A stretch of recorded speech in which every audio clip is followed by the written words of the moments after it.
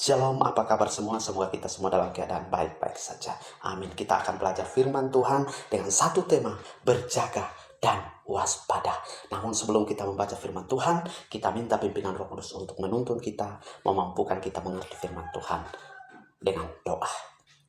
Terima kasih Tuhan, saat ini kami mau mendengarkan firman-Mu. Urapi kami dengan Roh-Mu yang kudus, bila firman Tuhan yang akan kami renungkan bersama-sama, baik hamba sendiri maupun pemirsa dimanapun mereka menyaksikan tayangan ini. Tuhan berkati yang sama, sehingga kami sama-sama dipimpin Roh Kudus dan kami mengerti firman Tuhan yang akan kami belajar bersama-sama terkait tentang akhir zaman. Tuhan Yesus memberkati firman Tuhan dari awal sampai selesainya. Di dalam nama Yesus Kristus, Tuhan dan Juru Selamat kami yang hidup, kami telah berdoa. Amin. Ya, kita baca firman Tuhan di dalam Ibrani pasal 4 ayat 13, dikatakan di situ, tidak ada suatu makhluk pun yang tersembunyi di hadapannya, sebab segala sesuatu telanjang dan terbuka di depan mata Dia yang kepadanya kita harus memberikan pertanggung jawab. Berjaga dan waspada. Hari-hari ini yang menjadi prioritas utama kita adalah memiliki kesadaran bahwa ketika waktu berjalan begitu cepat, berarti kedatangan Tuhan juga semakin dekat. Dan itu berarti kita harus senantiasa berjaga-jaga dan waspada. Dunia semakin jahat dan begitu banyak kejadian yang menakutkan sedang terjadi di seluruh muka bumi ini. Namun, jangan fokus kepada semua yang menggentarkan itu, karena hanya Tuhanlah yang seharusnya menjadi tujuan pandangan kita. Karena Ia adalah pusat hidup kita. Ketika Ia memerintahkan agar kita waspada, maka itu bukan berarti perhatian kita hanya teralih kepada masalah yang sedang terjadi, melainkan waspada terhadap diri kita sendiri. Apakah kita sudah siap menyambut kedatangan Tuhan? Atau apakah ternyata kita sedang tertidur pulas, lelap dalam kenyamanan hidup, atau dalam kelelahan menjalani hidup? Yang pasti, sama-sama tidak sadar bahwa kedatangannya sudah di ambang pintu. Dalam Ibrani 4 ayat 5 sampai 6. Dalam nas itu kita baca lagi, mereka tidak akan masuk ke peristirahatanku.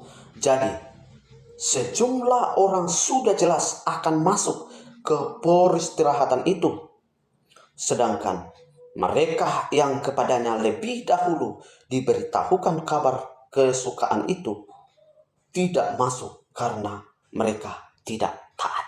Firman Tuhan katakan mereka tak akan masuk ke tempat perhentianku.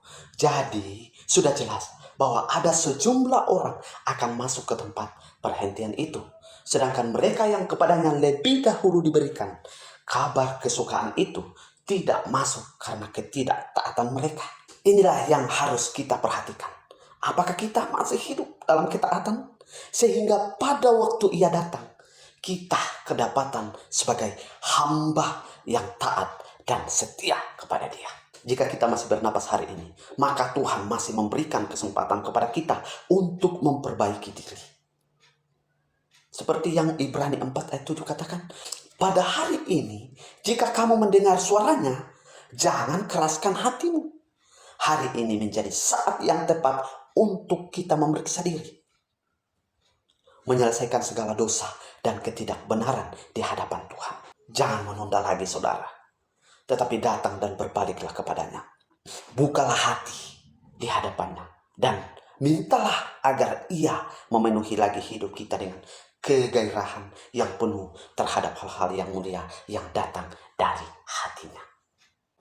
Dengan kesadaran bahwa hidup ini hanya sementara, ada kekekalan yang sedang menanti, dan hari demi hari hanya akan mendekatkan kita kepada kedatangan Tuhan yang kedua kali. Maka fokuslah kepada kehendaknya. Persoalan dan permasalahan mungkin masih mengganggu jalan hidup kita, tetapi jangan biarkan fokus kita terganggu kepada hal-hal yang ingin melemahkan dan melelahkan kita. Jangan menjadi takut dengan semua hal yang ada di luar diri kita, karena Tuhan lebih suka berurusan dengan apa yang ada di dalam hati kita. Prioritasnya adalah jadilah penurut-penurut firman-Nya di akhir zaman ini, saudara. Tetap fokus dan konsisten. Tetap pegang prinsip firman Tuhan, selalu memuliakan nama Tuhan. Semoga firman Tuhan ini dapat menginspirasi, mengingatkan kembali kepada kita bahwa hidup kita ini bukan kita lagi. Rasul Paulus berkata, kita tidak berhak mengatur diri kita sendiri, dan kita tidak berhak melakukan apa saja maunya hati kita, maunya pikiran kita, tetapi kita harus melakukan apa maunya Tuhan. Sehingga ketika Yesus datang pada kali yang kedua, dia menjumpai kita dalam keadaan benar dan melakukan tugas kita masing-masing dengan baik. Kalau saudara hamba Tuhan, lakukanlah tugasmu sebagai hamba Tuhan. Kalau saudara PNS, pegawai kantor, guru, dan bentuk apapun profesi saudara, lakukanlah sesuai dengan tugas yang Tuhan percayakan bagi kamu. Kalau saudara petani, lakukanlah tugasmu sebagai seorang petani. Kalau saudara nelayan, lakukanlah tugasmu sebagai nelayan.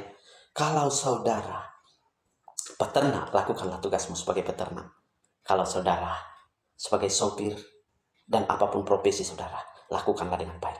Ketika Yesus datang pada kali yang kedua, dia menjumpai kita semua dalam keadaan baik dan melakukan semua kehendaknya, maka dia akan mengangkat kita bersama-sama dengan dia, di mana Tuhan telah menyediakan tempat bagi setiap orang yang percaya dan menerima dia sebagai Tuhan dan Juru Selamatnya.